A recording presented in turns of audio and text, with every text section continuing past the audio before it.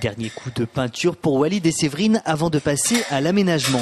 Rien d'extraordinaire, me direz-vous, sauf que cette habitation à Ossaturbois répond aux normes BBC. Comprenez par BBC bâtiment basse consommation.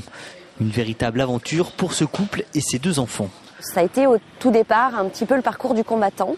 Il n'existe pas aujourd'hui de guide technique ou pratique de support vraiment pour obtenir un label. Donc il a fallu un petit peu aller à droite et à gauche pour avoir des renseignements. Et pour se faire conseiller, c'est vers Info Énergie que se sont tournés Séverine et Walid. Une démarche nécessaire pour répondre aux exigences demandées pour l'obtention du label BBC. Alors c'est là où est toute la difficulté. Il y a différentes étapes. Dans un premier temps, le bon choix du terrain. Il faut qu'il soit bien exposé.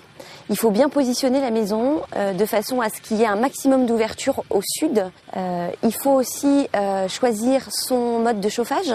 Nous on a choisi donc la pompe à chaleur qui va nous faire le chauffage au sol et l'eau chaude. Il faut également faire attention au système de ventilation et la condition optimum pour obtenir le label BBC, c'est de ne pas dépasser 50 kWh par mètre carré et par an.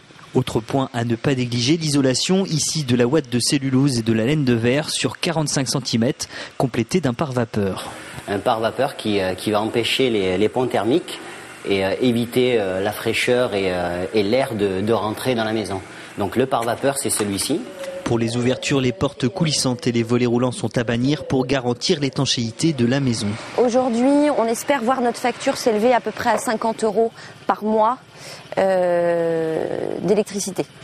Un budget électricité qui fait rêver et avec un prêt à taux zéro, l'investissement semble rapidement amorti.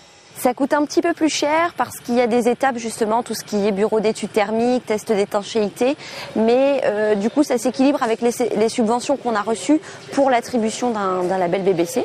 Nous, enfin, on a envie de dire aujourd'hui que même avec un petit budget, parce que c'était notre cas au départ, une maison label BBC reste accessible. Et après les tests d'étanchéité, c'est une prise d'air équivalente à la taille d'une pièce de 2 € qui a été décelée sur toute la maison. Un très bon résultat.